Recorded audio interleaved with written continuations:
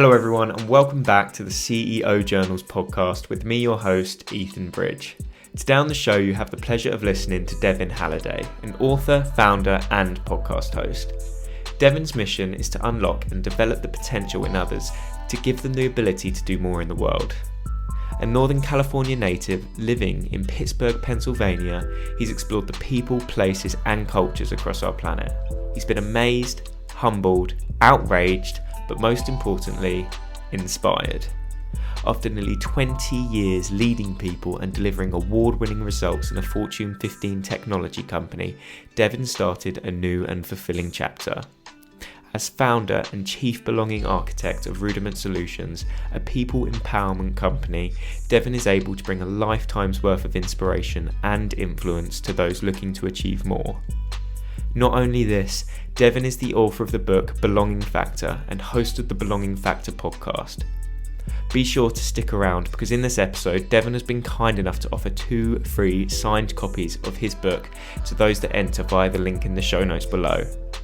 But before you do, make sure you listen to the knowledge Devin has to offer over the course of this episode, as I know this will only make you want a copy of his book even more. So without further ado, let's dive straight into the episode. Enjoy.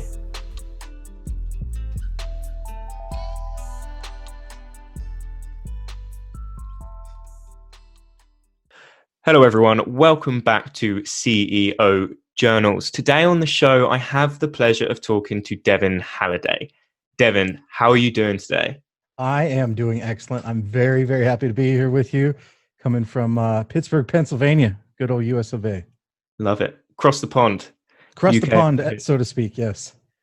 Awesome. So, for the listeners that don't know who you are, could you just give us a quick 60-second introduction of who you are and what you do? Sure. I'll try and save some time here. Let's see if I can not use 60 seconds. Do it. As a person who worked in corporate world after getting out of the military, I spent my life kind of learning and developing what practices and processes worked well for me and for others who were on leading incredibly successful teams and building the cultures that led to consistent results, regardless of which players that you worked into the system or which employees you may lose or add. And that led me, after 18 years in this career and leading people, to transitioning into doing that full-time on my own and helping more people and more organizations. So I founded the company Rudiment Solutions, and that's the work we do, is help people design strategy, build culture to be able to execute and out-deliver on whatever their goals are. I also happen to write a book called Belonging Factor, and that just came out here very, very recently. So super excited. It's available worldwide, and it is very much about the keys, those 5 key critical elements that drive brands and leaders to be consistently successful. Almost sounds like you've had someone ask you that question before. Oh, maybe once or twice. With the launch of a book comes a lot of speaking about yourself. Awesome. And I can't wait to delve into some of that as we get later on in the episode. Great. But the way I would like to start all of my episodes is to throw it back with my guests and ask them about their time at school. So let's focus on a 15-year-old Devin. How were you at school? Were you a straight A student, or were you the kid at the back that always pissed about and caused trouble? I was a little bit of both. I at 15 years old, I was very much into my music. And for those who are seeing the video, you can see my drums and guitars behind me. That is an incredible passion of mine, a stress release, but a source of creativity as well. So I was incredibly into the music, which meant that if it didn't capture my interest, I was not the straight A student. In fact, I was the one that struggled and had to work hard to bring my attention to what was important that I wasn't necessarily interested in. Of course, if I loved it, whether it was music class, sports, or any of the other things that occupied my time, I certainly gave everything to that. So the troublemaker, not so much, but the one who really was into what I was into and not into what I wasn't, that was me. So then I learned, some evolutionary things from there, that doing the right thing doesn't always mean doing the fun thing that you want to do, but there's a payoff to the end that lets you do more of the fun things. Definitely. So did you go to college or university after school? Immediately after primary school, I left for the military. I joined the U.S. Navy. Oh yeah. And then I started my college journey kind of online from there. So everything I did from my university level was all online, either during or after the military. So let's talk a little bit about the military. Mm. What was that like? How was that as an experience? So this is something I read about in my book because I I was the perfect marketing test subject for the U.S. Navy. So the Blue Angels are the flight demonstration team of the U.S. Navy. They fly their jets and do the air shows. And my grandfather used to bring me as a little kid, and then my father to the air shows, and I just fell in love and knew I wanted to do something with that. And then, of course, Tom Cruise iconic movie Top Gun came out when I was a wee one, and that just sent me over the edge. I knew I was going to join the military and be in aviation, specifically the Navy. And so my experience, I'll tell you, the quick version goes like this. I showed up on my aircraft carrier that I was assigned to, got to land on the carrier because it was out to sea, which was an incredible experience. And I walk around the hangar and I have to duck under jets and wings and everything. And I thought it was the coolest thing ever. And then over the course of my time there, as leadership grew, as my own personal leadership grew, discipline grew, and I grew in the work I was doing, I came to realize that that wasn't necessarily the culture in place for me, because at the end of the day, it was still the military, which was a little different than what I think, my developing values were at that time in my life. And so then I made the decision to leave the military at the earliest opportunity, and kind of break out from there. So I got to live and fulfill it. I also had a chance to experience some amazing things and learn from some amazing people when it came to understanding self accountability, understanding how to influence through both leadership by title and leadership by presence and just actions. How long did you serve for? Was 4 years. Wow. Okay. So obviously the lessons through that you could then transition to your business is incredible. Oh, certainly, yes. The Ultimately the military operates at least in the U.S., and I'm sure generally speaking globally, in a hierarchical structure. And from E1 to a O9, you've got ranks that determine who's in charge of who else. And the business world operates a lot like that, or has for many generations, but it's starting to shift and move to less hierarchical, more peer influence, more group decision making, and empowered accountability, rather than just accountability through corrective action or disciplinary action. Military is great at disciplinary action, and so. But I would tell you, the biggest thing I learned that I didn't realize was a lesson then was, within a peer group, a group of people, the same rank, same job duties, you still have natural leaders that start to emerge. Natural, yeah, we'll stick with leaders. And for me, that was one of the things that started to occur. And again, I didn't realize it at the time, but later in my career and life, and now in the business that I do, it really informed for me how critical and important it is to not have leadership be a function of title, but leadership be a function of behavior and action. And I suppose that relates full circle to the sense of belonging. It And sure does. but we'll dive into that later on. All right, all right. You Um, keep teasing me with this one. no, I know I'm not going to let you get into it just yet. I know you want to talk all about it, but you got to wait. That's fine. So military and music. So music, do you think that really stemmed creativity when you transitioned into business as well? Yeah, definitely. So there's a few elements in from a music standpoint that I've spent some time in fact worked with some others who are incredible at this. And that's like band dynamics, or the dynamics of being in a group of musicians to produce a single outcome, like a record or a song or a live show. And you may have four or five, or in case of one of the bands I played in, 12 personalities and their instruments, and trying to find not only the right mix of bringing people together from a songwriting standpoint, but also the right mix when you're recording or playing live of which instruments are featured a little more, a little less. Vocals, I'm a drummer, so my stuff's just loud, and that's kind of how it is a little bit. But to learn how to play in the pocket and play softer and let other features come out, that dynamic is actually dynamic in not just in the creativity side, but also just kind of organization side of it, that definitely has played a role for me. Now, I'll tell you, when I think about my business now and the work I do now, uh, we've developed all of our systems in-house. We've developed all of our systems over a course of experience or research. And so it was important for me, as we've developed these systems that we work with businesses on, to bring a creative approach or something that solves a a common problem, but in a unique way. And yeah, some of that probably does stem from having this background in, particularly in jazz and improvisation in music. So completely off topic of business, but Let's music do it. related. The bass player.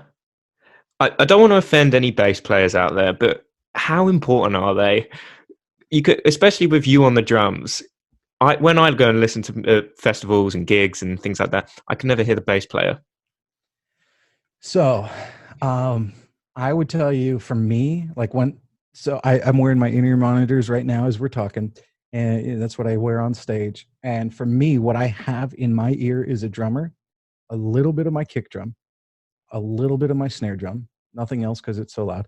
Um, a lot of bass, a little bit of rhythm guitar, and lead vocals. I don't really care about the solos on the solo guitar. That's that's fine. I'll listen to it later. But the bass is the number one thing for me. And I mean, we could wax philosophical and talk about bass being like BASE instead of BASS, and it's the foundation and rudimentary element of the sound you're building, and everything builds up from bass. And bass is not a unidirectional sound, but it travels in all directions. It's an omnidirectional sound. I mean, so we could get into all the symbolism of it, but if we want to just stick to music, for me, the bass as a drummer, if I can't hear the bass, I'm not in sync with the rest of the band. I'm glad I asked because I did not know, and now I Yeah, do, and now I appreciate the bass player. and now, even though you may not hear the bass in the audience, the drummer's hearing it. You can be sure Yeah, of that. yeah, I'll be like that guy. Anyone that asks me, I'll be like, that guy knows. Trust me. Yep. So now I'm going to let you talk about your book. Oh, great. We've got to the point. So on the cover, it notes how great brands and great leaders inspire loyalty, build community, and grow profits. If you had to summarize your 151-page book, I did Google that, what is its overall message? If you had to summarize it into 2 minutes. So if I was going to summarize it into 2 minutes, it would be this.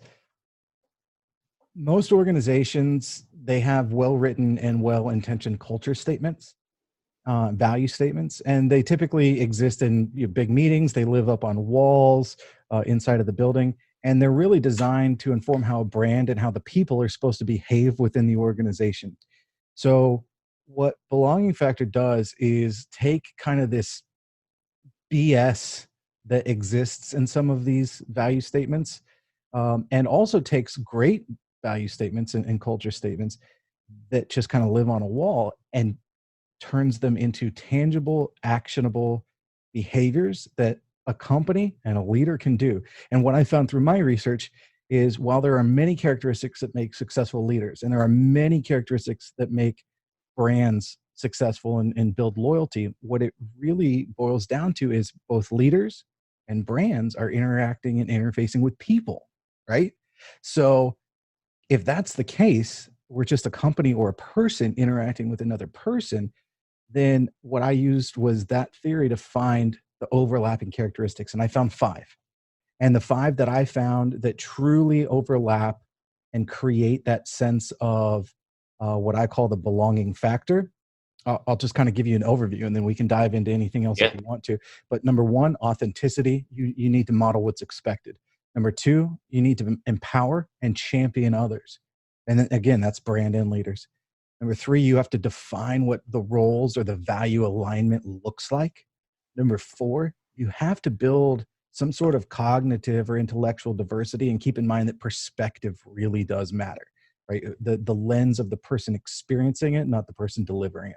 And then last is to foster some sort of community and collaboration, whether that's within your team or within the loyalty of your customer. So if a company were to approach you and say, how can we create a belonging factor within our business, where would you start? I would start at www.rudimentsolutions.com/contact us. There we go. Shameless plug. So here's where I start. And this is the very first question. And in fact, let me share this in the form of a tip so anybody listening can just do it and they can start here on their own. Take your value proposition, your mission, your company culture statement, your credo, whatever version it is that guides your internal principles of your organization, and print them out or write them down on a sheet of paper. That's step one. Step two, beside that, or on a separate sheet of paper, write out the behaviors that should exist or the actions that somebody else could see you doing in your role or your job that align with each of those values or each of those pieces of your culture code. And then if you're a leader of people, go ahead for each type of job description or job role you have that reports to you. What are those behaviors or actions that somebody could see? And this is where the biggest disconnect is that I find, and this is why it's always step one. I ask a senior leader. I was working with the CEO not that long ago, and the problem brought to me was we're just having consistent performance problems. We're having high turnover.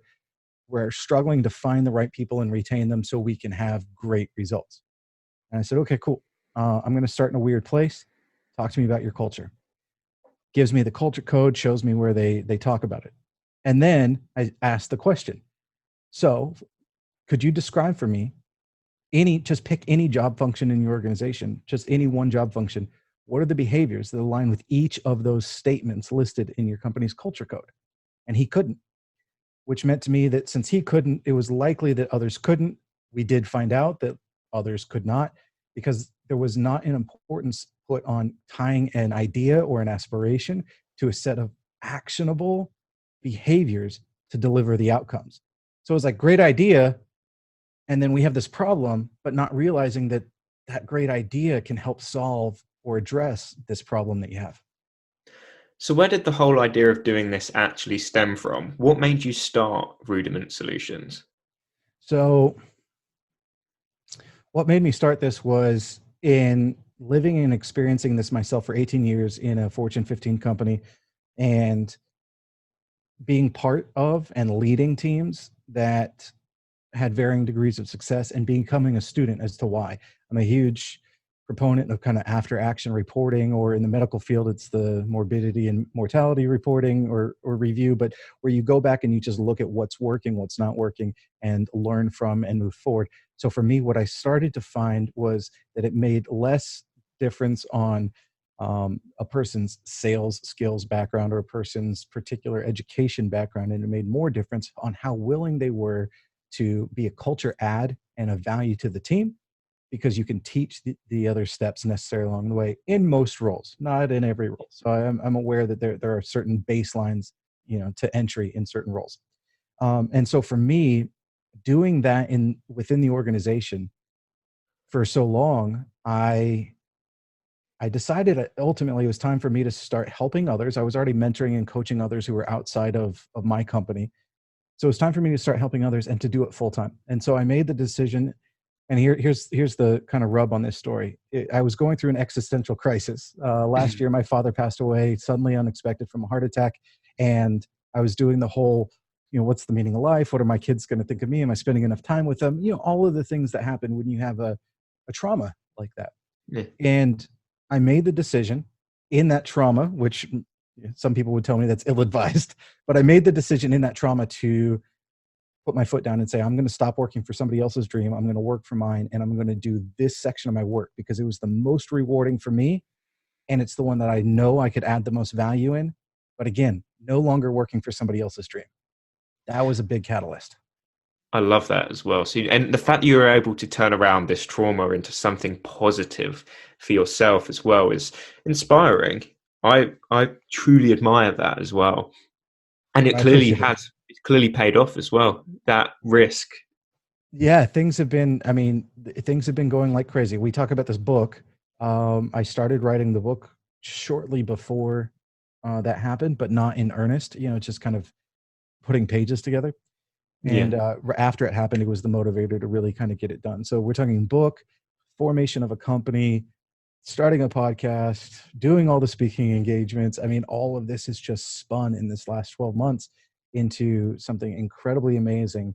And I definitely feel like, there's, whether it's an angel or that spirit over the shoulder that keeps pushing me every day. for sure. Why did you write the book? What? Because no one wakes up in the morning and goes, "I'm going to write a book today." So, what was the thought of going actually into writing it and seeing it through, not starting and then getting a few pages in and being like, "Oh, I can't be asked anymore." But what made you see it all the way through? So there two elements. I decided to start writing the book as, like I mentioned, just kind of pages that I didn't know if they were going to be blog posts or they were going to inform what would be some of my training material. Certainly, it does that uh, as well. But it was more to just start getting things out of my head and things that I had notes all over the place from my career into some pages. So that was kind of the genesis of just writing stuff. Then, shortly after my father passed, it turned into people, reading some of these pages, getting exposure to some of this content and giving me feedback that, wow, this is tremendous. This is super valuable. Why don't you write a book about it? And of course, my initial response was, yeah, sounds great. Thanks. I'll leave that to the professionals. And I, I don't know. I decided that as I continued writing pages, I would start to structure it. I started shopping it out to some folks. I got with a publisher who said, "Yeah, I love this. This is amazing." And we finished it and got it edited and released September 9th. Love it. So, for those that don't know the process of actually publishing the book, how did you promote this to a publisher for then it being able to be from this screen, this idea to being a physical in hand book?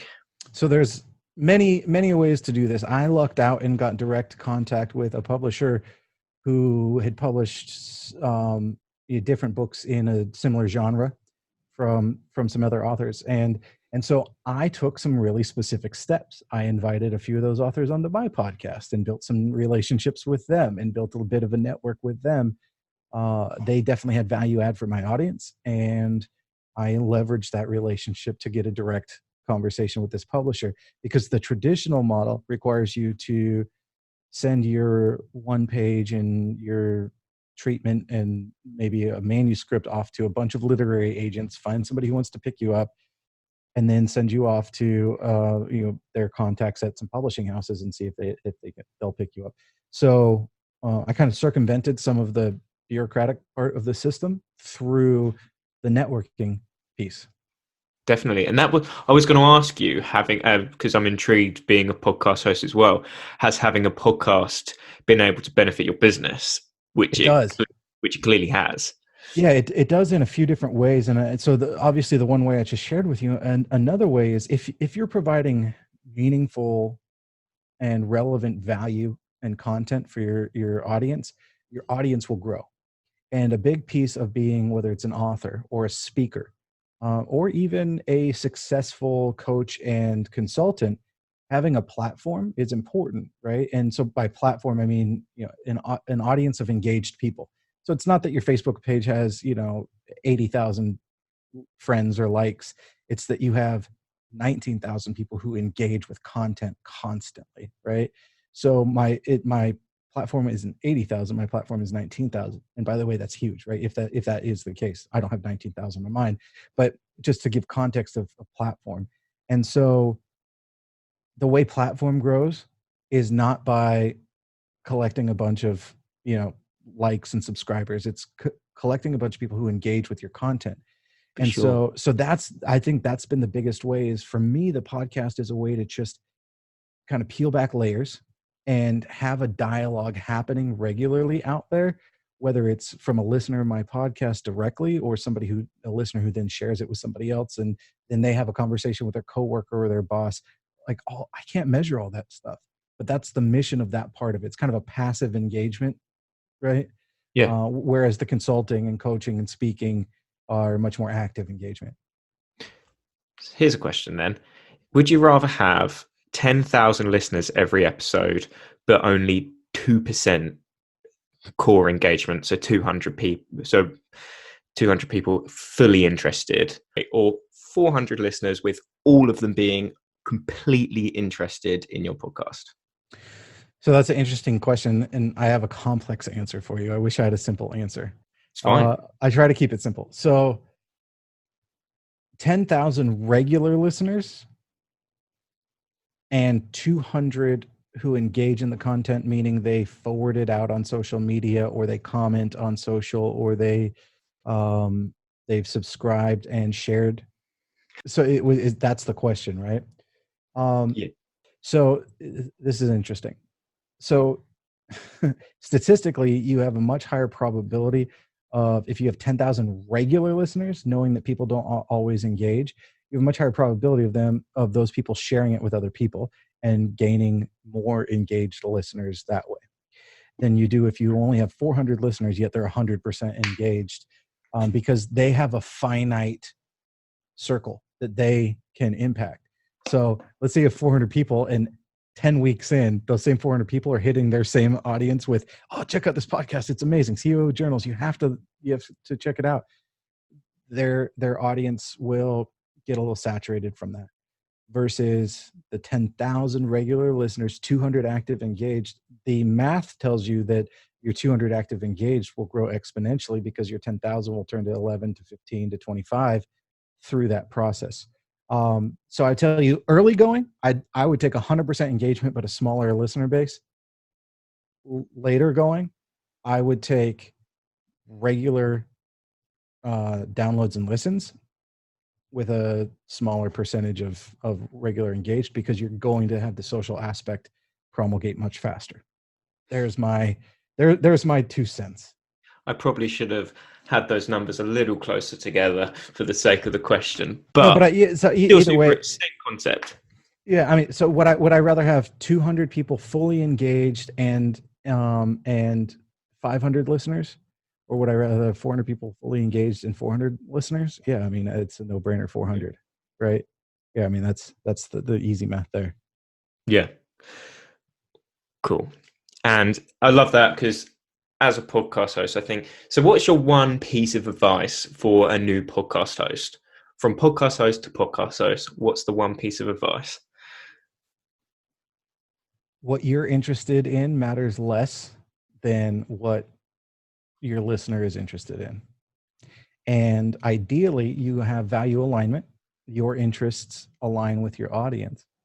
But sometimes the best questions and interviews and content comes from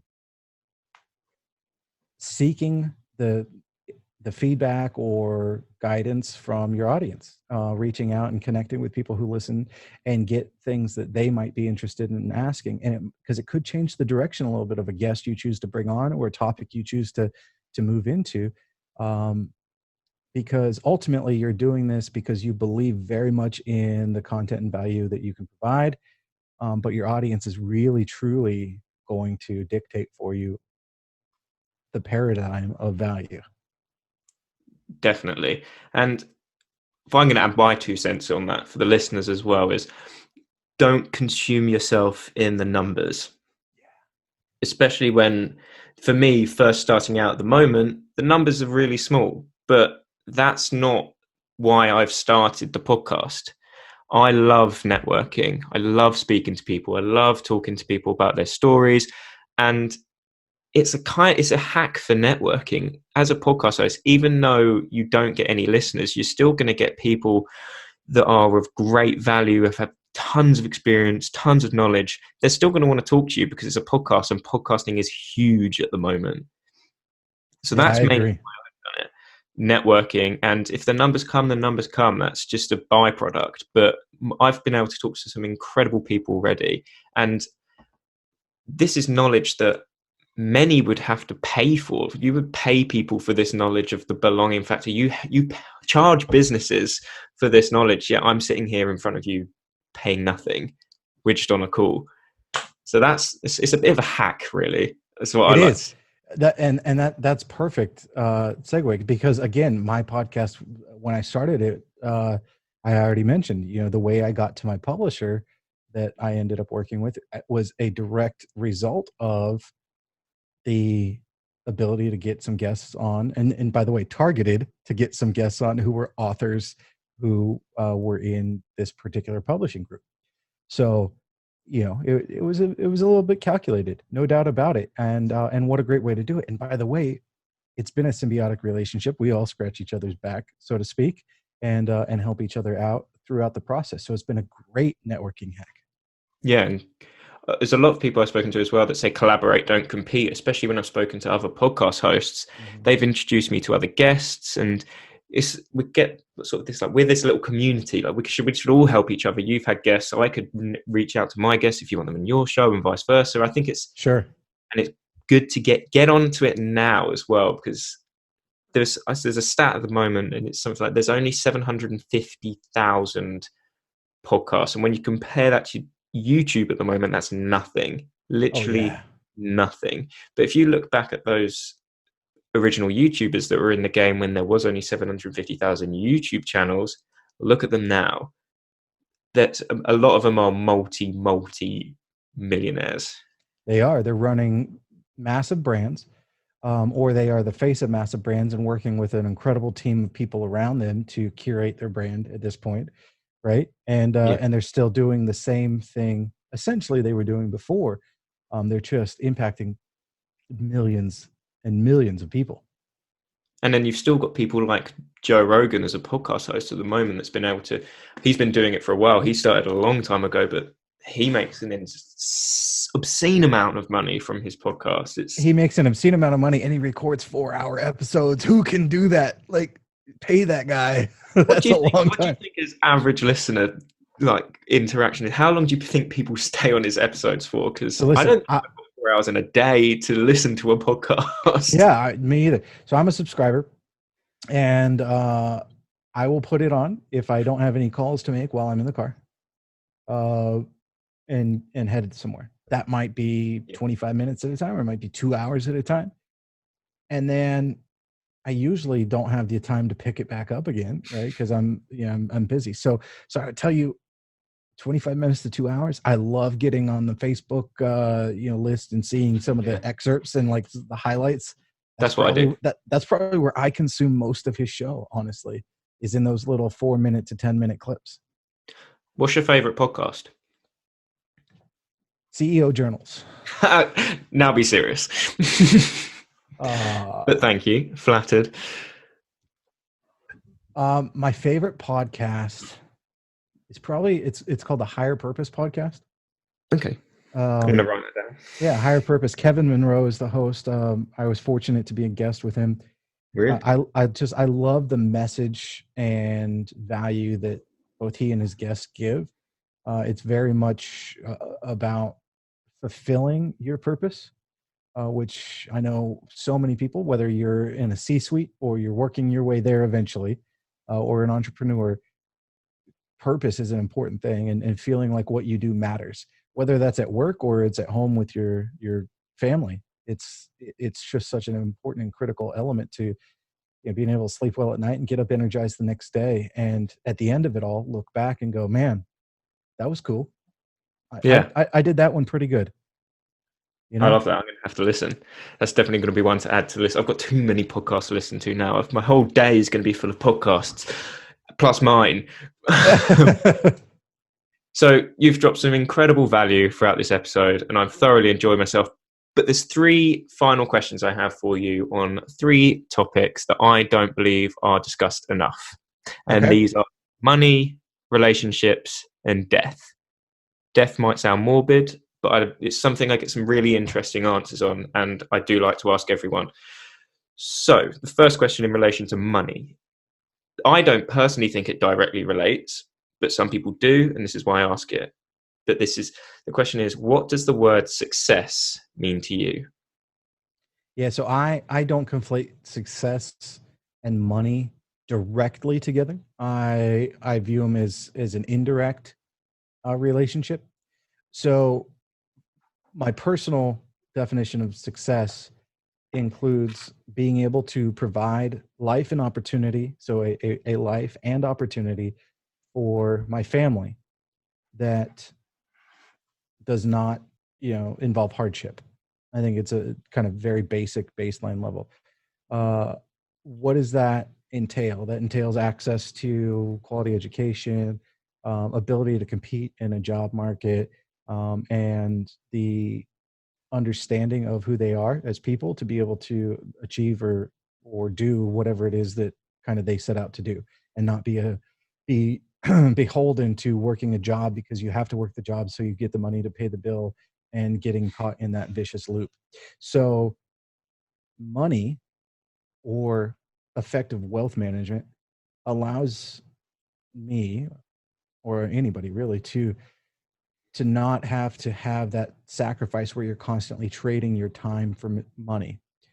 um that's my view of it. Again, Yeah. definition of success is being able to provide that opportunity for my family, and for them to be able to have those opportunities in their life and not have to work too hard for them. Now, others might define success very much about how big their bank account is and what their job title is that they've earned for themselves, in which case oftentimes you're trading your life, the precious hours and minutes of your life, for money. You mentioned job title. This is a question I was meant to ask earlier. Why do you call yourself the Chief Belonging Officer rather than the CEO Yeah, of your so company? chief belonging architect. So that came from a joke that somebody had mentioned to me, or decided to start calling me, when I was at a leader in the company that I had worked for previously. I was getting on this whole culture thing, and this creating strong teams thing, and creating a sense of belonging and empowering people. And I was really, for quite a while, really going after that as my primary leadership asset. And so, we always had fun names for people: chief custodial engineer, and as opposed to janitor. Right? It's just all sorts of funny little names. And so one day, Travis, a peer of mine, said, "Hey, um, you're all about this belonging thing, man. You're the chief belonging officer. You're the chief belonging architect." And I was like, "Ooh, I kind of like that." And so when it came time then for me to go out on my own, start my own company, CEO, yeah, I don't know that that's my function. I'm very much not in the chief executive officer function. Founder, yes.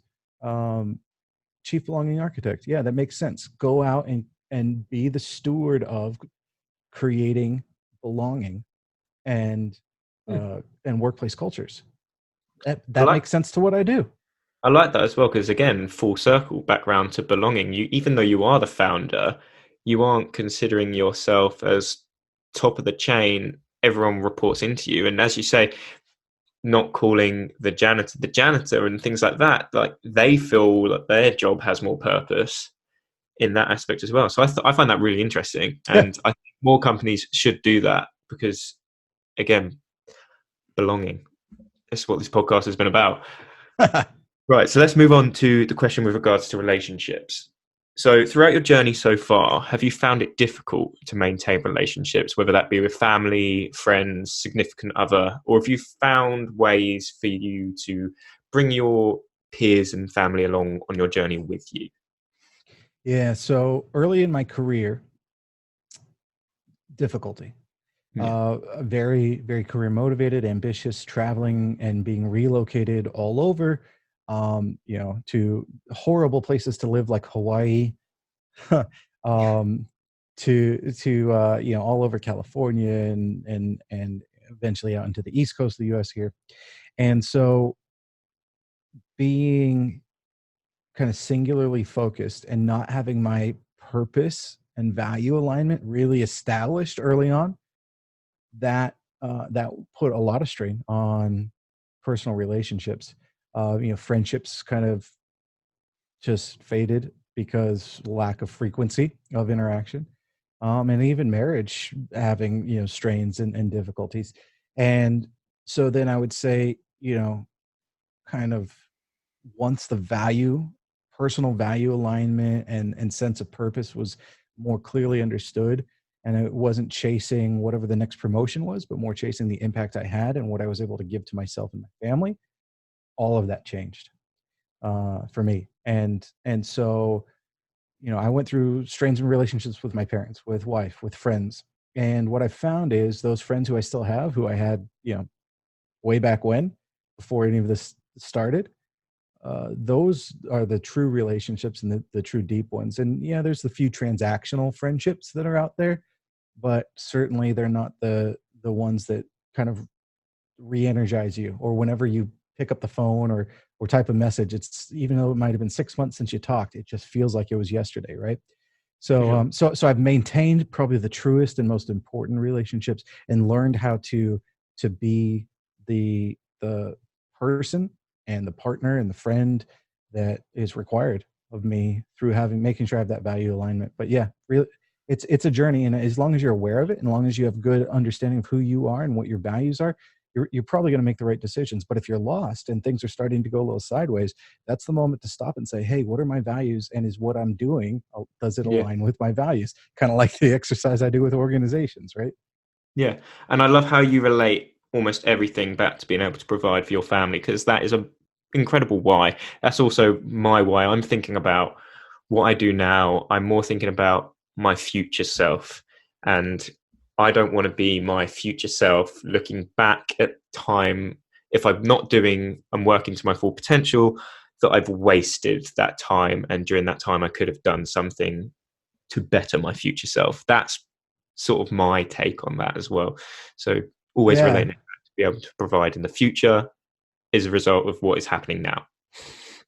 Yeah, the whole YOLO concept is a little, it doesn't quite work in mature Yeah. adult life, right? Like, take risks and do fun things when you're younger. Sure, of course, but have an eye on what the future holds, and have an eye on what you want to accomplish, not just today, but 6 months or a year or even 10 years or 20 years from now, if you can really see out that far in the future. I have never been able to see that far out in the future, but if you can, more power to you. I'll try and think about it. I can't make any promises. Sure. Um, Final question, Yep. relation to death. Are you afraid of dying? No. Why? I've had this conversation, fairly recently with the passing of my father. Afraid of it? No. I talk about, I think my introduction in the book starts with, if a pragmatic optimist exists, I am that person. So I have a lot of hope in me, uh, and that's kind of the optimism part.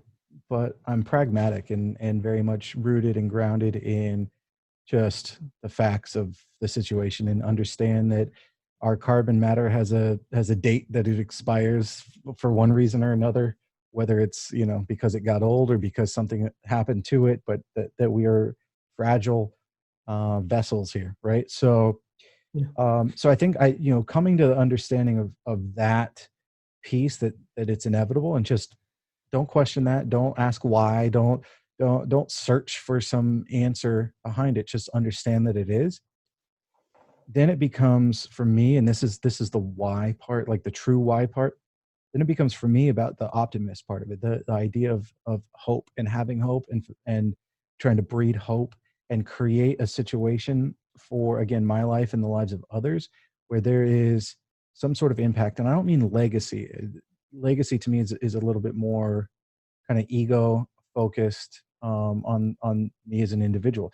I mean more impact into how the world is able to view itself, or a person view himself or herself, and then kind of move forward out in the world. So to leave something that kind of just moves forward in the world. And again, it's not about the legacy or getting credit as much as it is about just the hope that there continues to be better for people.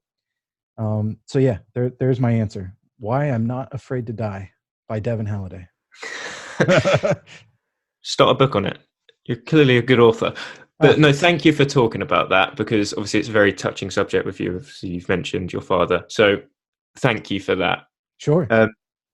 Now it's your time to plug.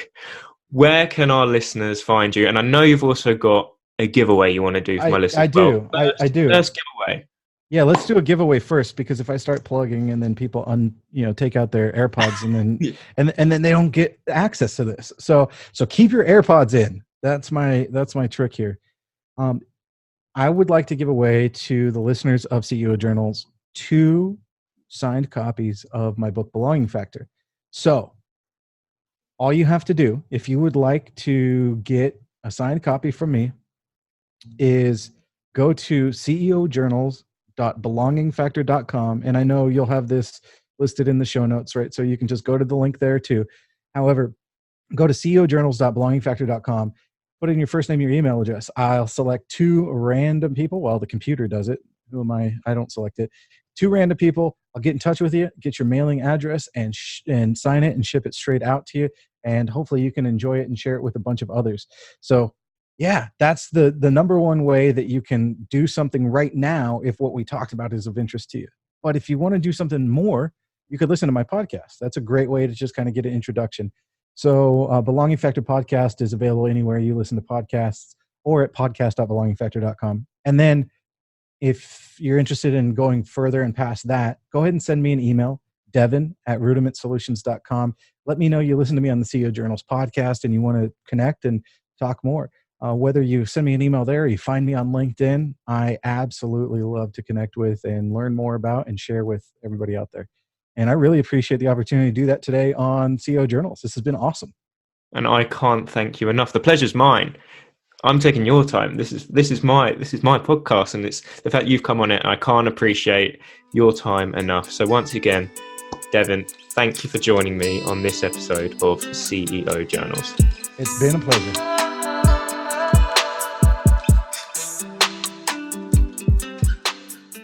So that's going to wrap up today's episode of the podcast, and I can't thank you all enough for listening. I aim to interview some of the most incredible business owners and entrepreneurs every single week. So you can really help me out by smashing that subscribe button and by leaving me a 5-star review over in the iTunes store. It literally takes 2 seconds and will help me secure some of the greatest names in business as guests on the show. Make sure you tune into the next episode, where I'm going to be talking to another incredibly interesting guest. I'll be discussing their journey and providing tips to all you aspiring and current business owners. Have a lovely rest of your day, and once again, thank you for tuning in to CEO Journals.